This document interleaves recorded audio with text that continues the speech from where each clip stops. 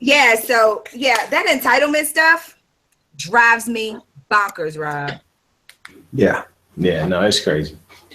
But yeah, so back to the money thing though, man. Yeah, you won't get anybody teaching you about money. Even in college, you won't get people teaching you about money. You will take accounting and you'll learn how to count money and you'll learn how to book money, but you ain't learning about money. You No. got that are with PhDs that don't understand money. As People long want to as you say, don't ask him to open up his books, you all right. you know what I'm saying? So money, here's the biggest thing you need to understand about money. Money ain't no different than food. It is a resource. It's something you need to get shit done only. Don't become attached to money. Don't put too much value on money. The minute you start putting value on money, then the money controls you. You start to do different shit because of it. You start to not act like you would normally act. You make decisions, based on money rather than based on what the decision should be. Mm-hmm. Money is simply a resource. Keep it like Monopoly. If you keep it like Monopoly, you keep taking risks just like Monopoly. You keep trying to build your properties and get it so everybody paying you when they go around. Then you start to get it. You know what I mean? Keep it on that level. Somebody once said to me, I'm getting an echo for one of y'all, but somebody once said to me that money was an illusion. And I like that. They're like, you think it's there, but it's not. And then, as soon as you think you had a firm grasp on it, it's like, what happened to it? You know what I mean? They're like, money is an illusion. It's not even real. It's not. Especially now, if we can conceive it like points, you may be better off if you go back to one of these video game analogies and just consider them points, because we don't really use cash anymore. You and the daggone video games, Rob. Either the violence of the video game. I'm starting to get worried about you. I'm trying to relate. I'm trying to relate to the population, and if folks they can relate, but we don't use cash anymore. So, if you just call them points, and you know that you need a certain amount of points to do shit, they good at that. They know how to accumulate points. You know what I'm saying? They don't even spend. My kids don't even spend points until they get what they want, but they spend money. You see what I'm saying? But so you got to detach somewhere and relate to folks the way their minds will grasp it. And that's all. That's not so far off from reality. If you think about, look at the Bitcoin. I mean, it was something that was laughable 5 years ago, but now they have Bitcoin ATMs. You can turn this virtual money into real cash by accumulating. You know what I'm saying? I don't even really have a firm grasp on how it works, but I know it's real. I've seen people go with the little card and turn these Bitcoins into actual USDA cash. So something is going on, you know what I mean? So you're not too far off if you relate it like that, because that's actually what it's coming to. Well, it's interesting to me because I never ever carried cash on me, and now that I'm down here in Mexico, I'll put it like this: the two places I'm having the most difficult time using American Express is in the hood and in Mexico. All they want is cash. All they want is cash. So you have to end up going to the ATM, putting your credit card in, getting cash, and then, you know what I mean? It's just crazy. And they use money all the time. Nobody hardly ever use cards out here, which is weird. Wow. Well, it's a different society. It's a different country, But global commerce, though, is definitely moving away from paper currency. You know what I'm saying? And we just exchanging it straight to the bank, and it happens seamlessly. It happens right away too. You ain't gotta wait for nothing to clear and all this other bullshit. It's amazing. Somebody will buy something from me, it'll go to my Stripe account and into my bank account. Boom, boom. And they send me little shit. At the end of the day, how much motherfucker went over, how much it changed, it's right there. I mean, it's just so automated. I ain't touched nothing. I ain't swiped nobody's card. I ain't did a damn thing. Right. Driving in the car. Now, I know you were just talking about texting and driving, but a friend of mine paid me for something through an app. Now, this app gives you a virtual card and you can use their card online or whatever, or you can send the money straight to your account. Now, you can do it instantly for a $1 fee, or you can get it the next day in your account for free. So I never used the $1 instant fee, but today I needed it. So I said, well, let me see how instant this works. I'm telling you, as soon as I hit that button that said $1 instant fee, boom, switched over to my bank account app and the money was there. Like, I'm like, okay, instant means instant. The Cash app. And it's free. It's free to use. It's free to receive. The only fee you pay is if you move the money from the app to your bank. Slow down. Spell it. The Cash or the Cash? No, Square Cash app. Oh. Okay. Square. Okay, she's on Square. I thought you were talking about something. Okay. Yeah, I thought it was something new. It's kind of like you can make out though. That's what I mean. Imagine this though. Imagine this. The amount of people that will find that useful, right? And then the amount of people that will pay the $1 fee because they need the money. See, the person that gets the app probably doesn't have the debit card, the credit card, the other means, or they may just need it for convenience to do whatever, or they start some kind of business, whatever it is. Now, at the point that money is, let's say, $150 or more, it's worth it to pay the dollar. You know what I mean? To get your money right now. Yeah. Absolutely. So now everybody that does that, boom, gets the dollar. And it's a free app, just like you said. So now you got 4 or 5 people already looking it up. He asked twice what it was. Folks looking it up. Right, but they be making $1 million+ a day. It's right. It only takes a second. That's why people are like, how are these apps, all these apps free? How are these apps free? And I don't even know how this got anything to do with Rant and Raving, but everybody always talking about how are these apps free? It's too many apps out here. I can't. We're about apps right now. That's how. Huh? Oh, now we are. It's too many of them. I can't. Like you talking about Square. I'm like, it's just like PayPal. PayPal gives me a debit card or a credit card. Right. And you're like, use it. When anytime I put money in your account, it goes straight into my thing. And I got my card. So I'm literally transferring money from one account. Since I can't, use my American Express, and I don't want to use it. So I can get my expenses back to me. I use, my PayPal card, because I'm like, okay, well, I use my MasterCard, but the money is right there, like instantaneously. Yeah. But here's the thing. She won up PayPal and Stripe, because Stripe charges me a fee based on how much money comes in. It's a percentage, and so does PayPal. It charges you a fee, and she won up with $1. Depending on if it's goods and services. It depends on if it's goods and services or if it's friends and family and friends. Yeah. But that's what drew me to the app. Where the real money gonna go. You ain't friends and family. You need all your money unless you supporting a bunch of motherfuckers. But the bottom line is $1, flat fee. Now it may be $1 in a range, and I'm sure if it isn't, that's your introductory, and at some point it might range up. She said that's what drew her to the app. That it was only that it was free. That's what I'm saying. So instead of Western Union the money and paying $25 to send me the money, boom, you can send me this money straight. I'm telling you, as soon as the person presses pay, it shows up in the app. Boom, you got the money. And again, like I said, they give you this virtual card that you can use for online, or you can say, send to my account. Now you can wait 24 hours and do it for free. Or instant. Today was the first. Now I've been using this app for over a year, but today was the first time I ever did the $1 instant fee because I needed it today. And I'm telling you, before I crossed the street, the light, I was sitting at a light when I did it. By the time I got to the other side of the light, money was in my account. I mean, it was just blew me away. You were doing bank transactions while walking or driving, and she just went in on Chan about texting and driving. That's why I apologized to Sporty before I even started the story. You qualified it as soon as she started the story. I'm starting. Yeah. You just trying to send me out. Don't even start you just like the media we start talking about. Don't start me on the pedestrians that walk while looking at. You know what? I'm gonna tell you. I was on my damn phone.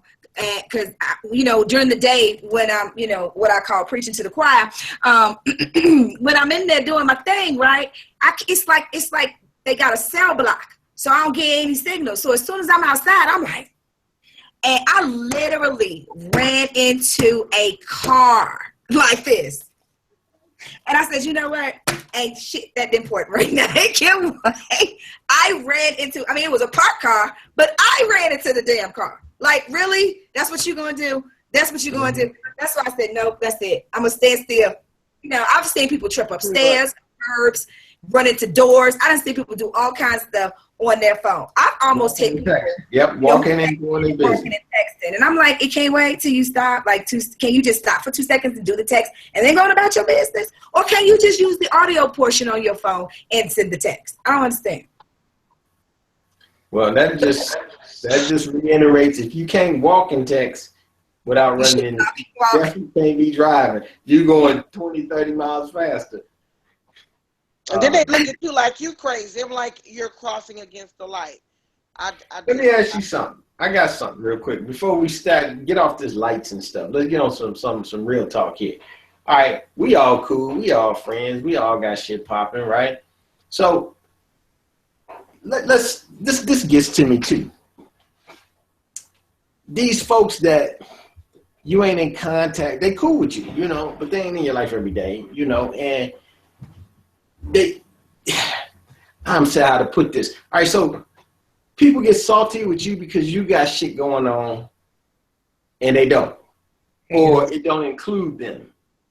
What is this about? All right, so we friends, I get it. And we friends because we got a common interest, whether we play ball together, whether we rap together, whether we did music together, whatever. Now, I'm doing something else that don't include rapping or sports or music, whatever. It includes some other technology that, you know, I went to college and you didn't, you know what I'm saying? Or I'm doing something in another town and you aren't.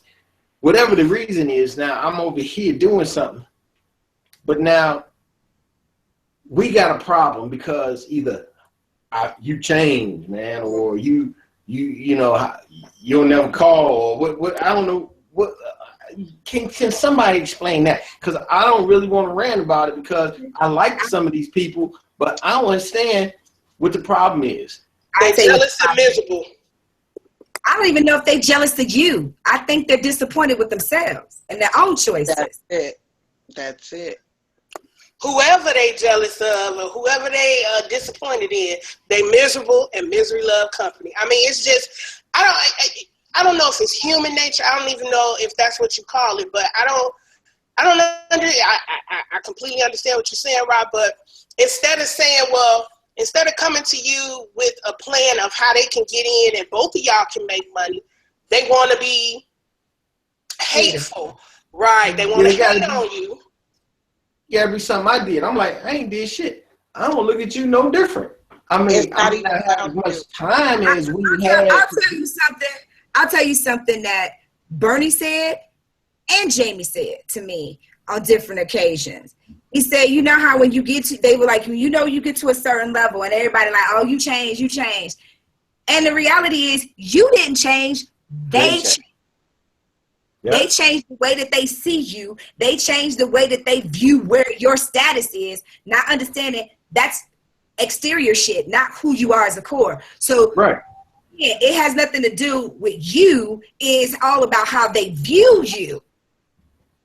Yeah, because I'm like, I ain't changed at all, man. I'm the same. I just don't have much time as we used to have. I get that, but when I do have time, I do come to town. You fucking it up talking about I done changed. You know, let's spend the time just hanging or whatever the fuck we're going to do. I'm here, and now that I'm here. Is that a guy? He's a bitch. I'm just saying people in general. But see, one of the other things, and there's another thing I learned from Bernie as well. As you continue to grow, the people that are really your friends and are on your team, they will either grow with you and learn how, you know, that your circle is getting smaller and that you're just doing your thing. And those that are not, they'll fall off by the wayside on their own. It has nothing to do with what your goal and what you're doing has to do with. It's all about them not progressing in their own life. But Sporty, you know what? You know what, Sporty? I want to say something about that real quick. It is, you absolutely do change when you get to a certain level. You actually do change, and the people that are saying you've changed hasn't changed at all. It's like going from high school into college. People that still left in high school talking about, man, you change. But I'm in college. Of course, I've changed a little bit. With growth becomes change. So inside of that change, you haven't grown with me. So now you think I'm acting more funny or I'm doing something different that is beyond you. Right. When in actuality, I mean, everybody changes throughout the course of life. I mean, if you don't change, you stay the same. No, but what I think when we talk about change, we're not talking about growing. We're talking about like who you are at the core. That person has not changed. Yeah, I might have some, I get that. But yeah, I might have some extra that. Yeah, I might have a little extra insight. Yeah, I may have a little bit more. I might be a little bit more reserved because I understand, this, as you call it, fishbowl I'm in. Yeah, I get all of that. But who I am to you, that shit ain't changed. Right. Right, so, but people don't see that. People only see the change that is happening in front of them. And the change that's happening in front of them is going on without them. That's when they say you have changed. Because they're not along for the ride. So I think we're getting close now. I think we're getting close because now I'm starting to see some different things. All right, so I got a core group of folks that I went to high school with. Like, I'm going to throw my boy Derek out here. Now, Derek and I, we've been best friends like forever, right? And we've gone years sometime, without talking. But the minute we talk, it's like ain't nothing ever happened. Ain't nothing ever changed. You know what I'm saying? I went down to Yo's funeral, and then we started trying to keep in touch a little more regularly. And ain't nothing changed no matter what. You know what I mean? We still us. He's not threatened by what has happened in my life. You know what I'm saying? And I'm not threatened by what has happened in his life. The fact that it didn't happen together, even though our plan was to grow up and be partners forever. You know what I'm saying? Nothing has interfered with that. Right. That's how I expect all friendships to really be, But then I'm listening and I see, so some people, when you grow away from them, I guess maybe those are more dependent friendships or something. I don't know, because I've never been in the dependent role. But when Chan mentioned something about you growing without them, I guess I could see that because that's the feeling I'm hearing now. That's what I'm relating it to. That happens in all relationships, though, not just friendships. It happens in marriages. When you're experiencing new things and that person is not there to experience those things with you, then you change. You grow. I mean, you learn different things, but who you are, Rob, that shit has not changed. That's correct. Otherwise, Derek and I wouldn't be able to relate. So the other mofo who looking at you with the side eye and the lip turned up and looking like at you like you suspicious or something, like you some new dude, it's not you that has changed. It's how they view you that has changed. Because you that's still the same motherfucker. Right. So what they're doing is projecting their shit onto you. It's like, I'm the same motherfucker now. You finna act shady. You about to fuck this stuff for everybody. We ain't gonna have no fun. Really, right. This little, right. Yeah, so yeah, that's their own shit that they're just, trying to put off on you. And clearly there's a reason why they didn't take the journey with you. Because the shit right there. Because they'll be the motherfuckers. That type of nigga right there, excuse my language, because I don't use the nigga word that much. But that type of motherfucker right there, that type of mofo right there would be the mofo that sell our book on you. Yeah, he's gonna bring you down. Yeah, that's the one that'll bring you down. Yeah. So I'm just saying whether he's in your camp or not, because he clearly is looking at eyeing your prize instead of eyeing his own prize. Mm-hmm. Mm-hmm. I said that last night on my stream. I said on my thing about the friend commandments. Stop watching my front yard. But as long as you're paying attention to what I'm doing and how green my grass is, yours is going brown. So spend some energy over there. But while you over here looking, why don't you say, hey, what's that stuff you using to make it look like that? Right. You see what I'm saying? Because at least at some point that means that you're paying attention to this. But all you can talk about how fluffy my grass is and blah, blah, blah, blah, blah, blah, blah, and there's some nice little lawn jockeys or whatever the hell you got going on and the sculpture. Pay attention to your own damn yard. Right. You got and see the other thing I was going to tell you, Rob, a good example of that is, it's like the other day I asked a girlfriend of mine, a good longtime friend of mine, we were looking at something and it was about fitness. I was like, oh, I got to talk to Rob about that. She was like, who is this Robin? Why do you have to talk to him? Why you can't talk to me? She can't answer, or you know, what I wanted to share is something only you would get. You know what I'm saying? Mm-hmm. And that would be that's only something you and I could have a conversation about. But she took it personal to the point where as if Rob is now replacing her, when it wasn't a replacement. It's just something different. Right. You know, people have to learn how to just be people. There's room for everybody. You're still the same. Yeah. Like these immature people. Oh my God, they get on my nerves. They retarded. Because here's the thing, bitch, I'm your friend, not your man. Why the fuck are you jealous that I'm talking to somebody else about something? Get the man, go on head on with that mess, man. I ain't doing it. I don't entertain that shit. I have to say, you know, like the rant I went on yesterday about friends. I have been so in a great position to have the kind of people. Now I had some duds. Yeah. Don't get it twisted. I'd have had a couple duds, but for the most part, I'd have had the best crew, like around me. And it's like, yo, I don't think there's anything special about me that is the case. I just think that a certain type of people gravitate toward each other. You know, if I'm secure about who I am and you secure about who you are and you doing your thing and I'm doing you doing your thing, either we can all get together and make it happen together, or you do your thing over there, I support you and yours, I do my thing over here, you support me and mine, and we all can win. There's enough room at the table for everybody to pull up a chair. Everybody.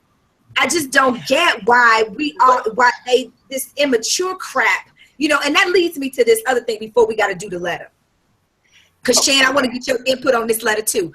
Number 3, I want to get your input on this letter as well. You know, Rob, that goes without saying. But this is the thing that gets me. Sporty knows this. I cannot stand swagger jackers.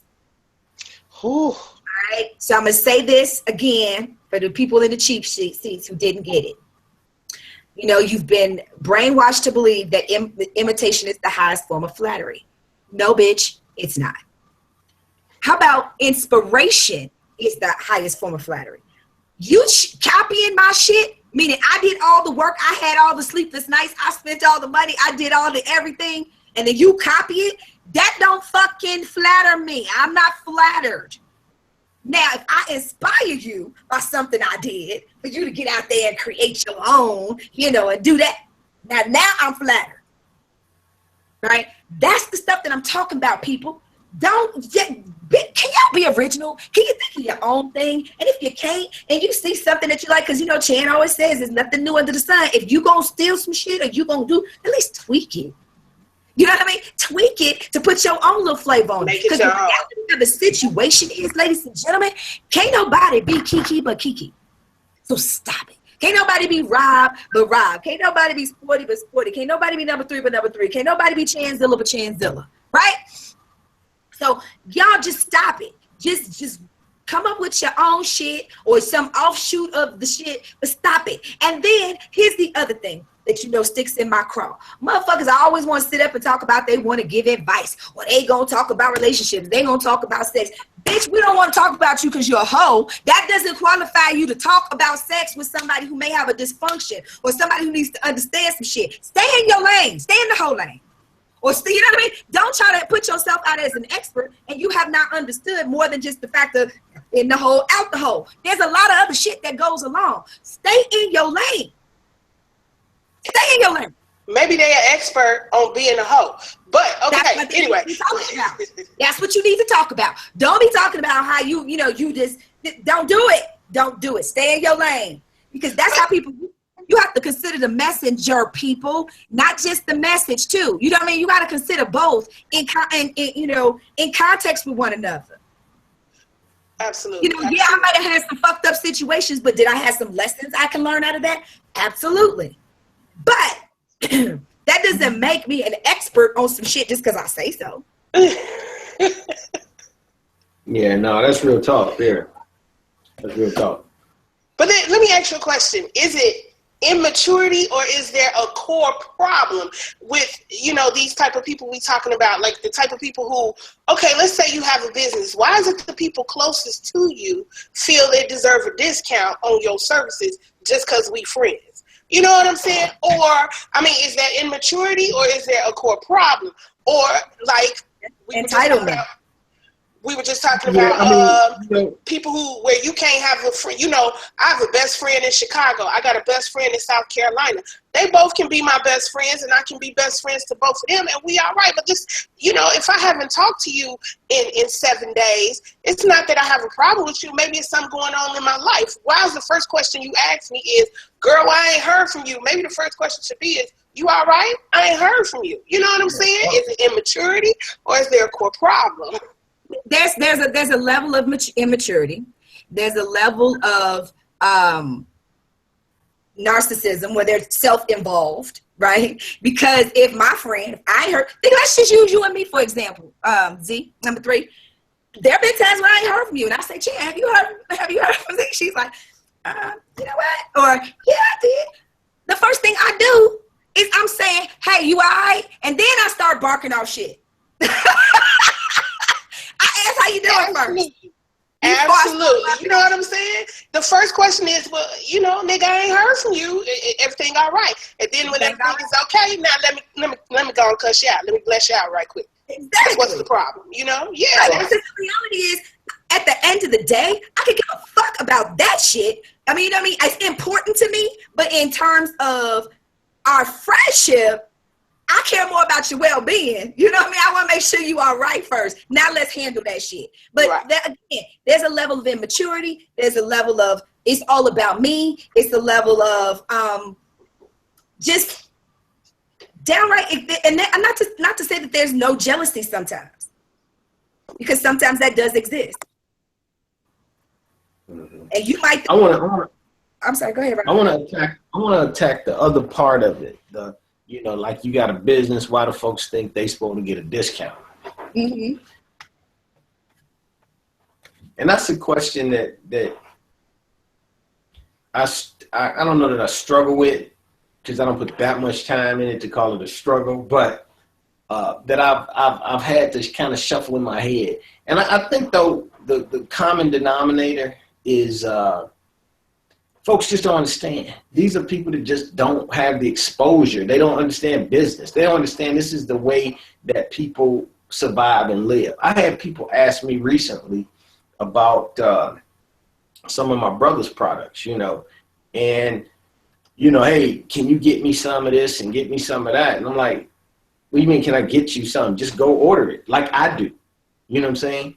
I order the shit myself. You pay for it? Of course I do. Why do I pay?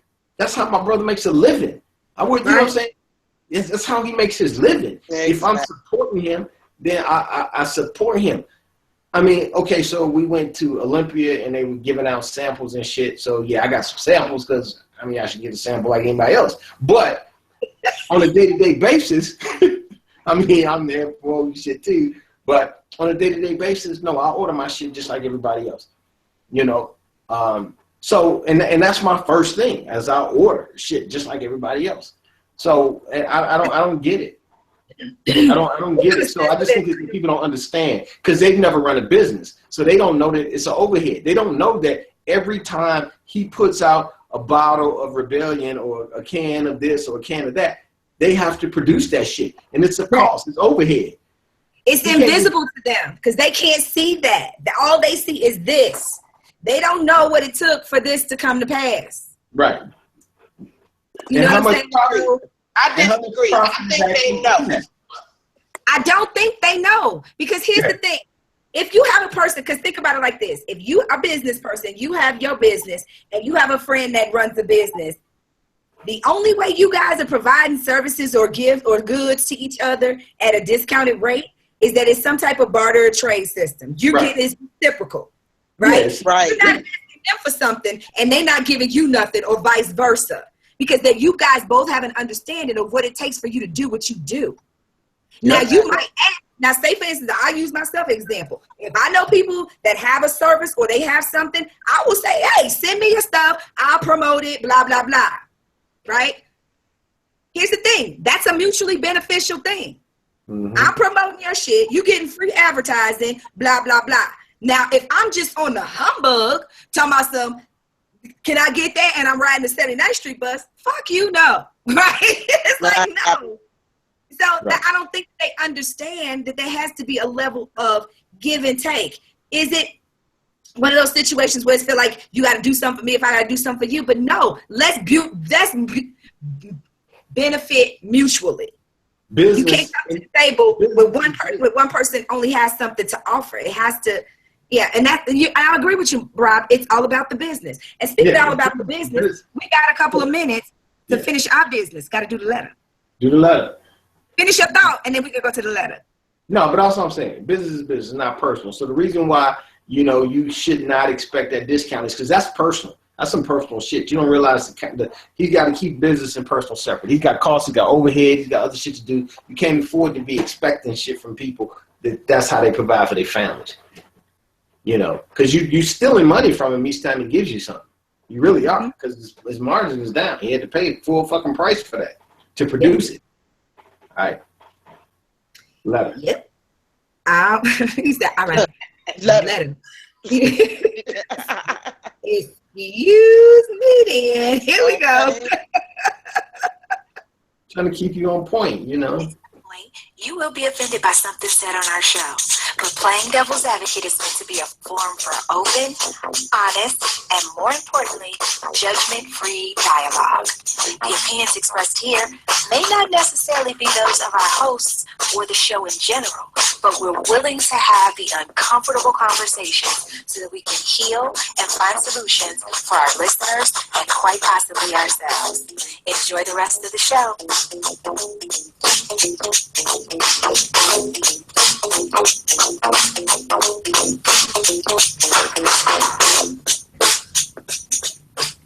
You want answers? I think I'm entitled. You want answers? I want the truth. You can't handle the truth.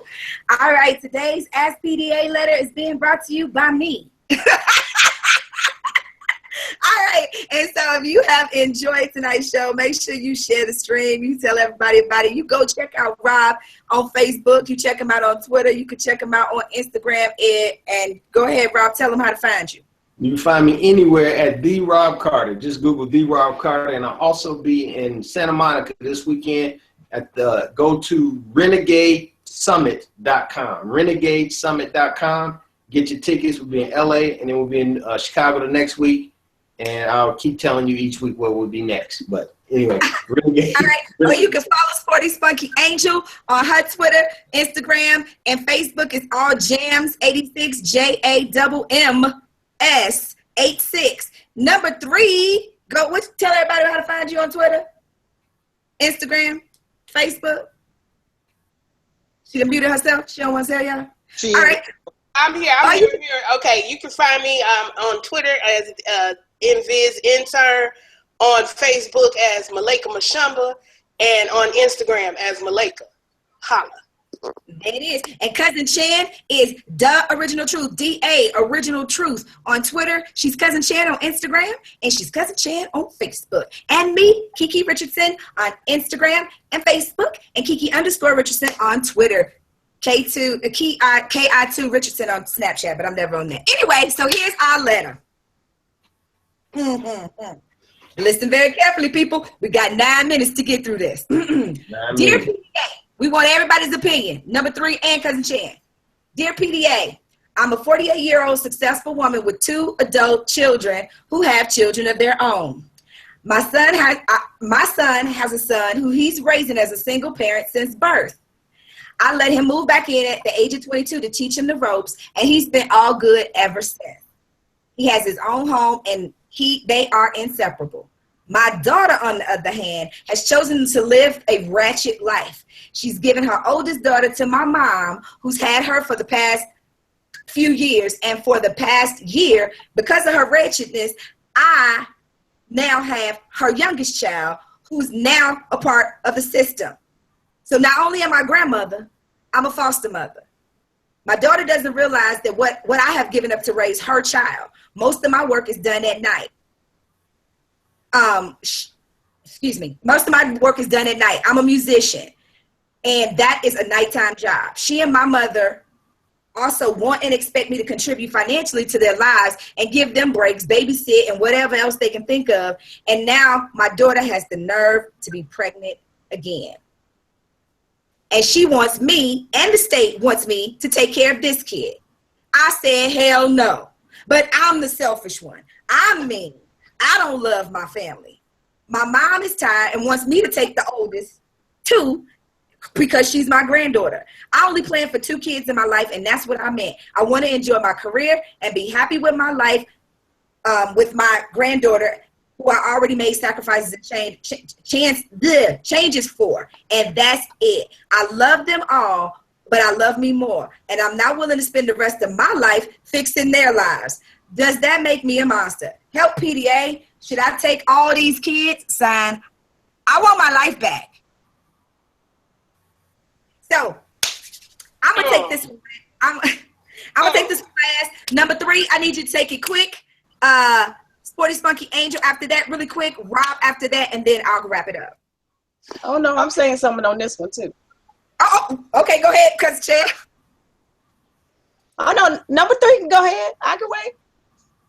Okay, no, I don't think you're a monster. You have the right to decide, whether or not you didn't have these kids, though they are your grandkids. You have a right to say yes or no, you don't want them. Now, I mean, you may feel some kind of way down the road if their life don't go right because you decide not to take them and they have to end up in the system, but it is your choice.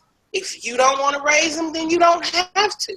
You raise the 2 that you had. I mean, no, you're not a monster. It's your decision. All right. Sporty quickly, then Chan, then Rob, then I'll go. Roses are red, violets are blue. Follow your first mind and do what works best for you.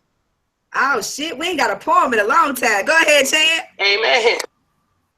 Amen. Okay, so I'm a little indifferent about this because I feel you're not a monster. I'll say that you're not a monster, but I do feel like, even though it's going to be imposition, this is your grandkid and you probably want to do what's best for your grandkid. But what I know about the foster system, you can still be in that grandchild's life with somebody else's raising them. I would need to look at all the options so you can still be there for your grandchild, but you don't have to raise it if you really want your life the way it is. But you're not a monster for wanting your life. I mean, you earned it at this juncture. But I would say still try to find a way to be in that grandchild's life best as possible. Go ahead, Rob. All right, so I agree with what everybody's saying. You're definitely not a monster. You got a right to your own life. And it's your daughter's responsibility. I mean, these are her kids. I mean, they're your grandkids biologically. I don't use biology as a fucking excuse. I'm the first one to say that just because we are connected by DNA don't make me obligated to know shit. I mean, the relationship is built by the relationship between the people. Your daughter's already impeding the relationship by dumping this shit. And then she's showing how irresponsible she is by continuing to have kids and then expecting other people to deal with them. So at some point, she has to deal with it or the system has to deal with it. But those are products of her. Those are her children. And, it's fucked up, but their fate is based on her, not necessarily based on you. I get it. And if you do feel like you need to be a part of it, then that's cool. But if you feel like you need to escape, you have every right to escape. Go ahead. Okay. I will start out like everybody else did. No, you're not a monster. What you are is a doormat. You've allowed other motherfuckers to come and dump their shit on your damn doorstep through guilt, through whatever, because, now this baby gonna be in the system and this baby gonna do, they done guilted you into taking on the responsibilities that don't belong to you. And what's gonna happen when you're talking about they expect you to contribute financially, give babysit, do whatever, they do that because you've taught them that type of behavior is okay, right? And everybody around has taught your daughter that everything is okay because everybody steps up to clean up her fucking mess. So no, you're not a monster. At some point, you got to sever the ties and say, you know what? Enough is enough. This is where I draw the line. You can't go past this line. If you go past this line, there's going to be some consequences and repercussions. You can't keep moving the line to accommodate them because you feel bad. Not going to happen. Pretty soon, your entire life is going to be consumed with all other people's shit, and then you're not going to have a life of your own at all.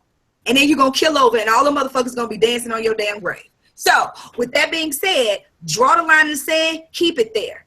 In terms of our show, because it is the end of the show tonight, sometimes we just have to let loose. Sometimes we just have to blow off some steam, and everything ain't so damn serious, and sometimes everything ain't so damn funny. So that was the purpose of this conversation, to kind of just relax, relate, release. And we do that by blowing off some steam. But at the end of the day, there's always nuggets in there for you, ladies and gentlemen. We had a conversation about how people view you and jealousy and hate and all that other stuff. We had conversations about politics. You know, yeah, we made jokes and all, it made light of it, but there was a lot of nuggets in there. So if you happen to miss any of that, I implore you to go back and check it out and see what you may have missed so you can see what you could have learned. Because again, we are uncensored, unscripted, unapologetic. We have the conversations that people should have, but don't have often enough. Edutainment at its finest. On behalf of our producer, Cousin Chan, our incredible, invisible intern, number 3, Sporty Spunky Angel, and the Rob Carter. I'm pointing to y'all. I see that. Thank you so much for joining us this week, and have another great week. We'll see you next time. Same bad time, same bad channel, right here. I'll be broadcasting live from Mexico again next week. I'm tired, y'all. What about y'all? Yes, I think I've had it for the night. I'm done. All right, so I'll do it like I used to do it old school way. I am tired. I am out the door. I can't do no more. If there's anything else you want to know about us, Google us, bitches. Google us. Google us. Ah, man. Good night. Santa Monica.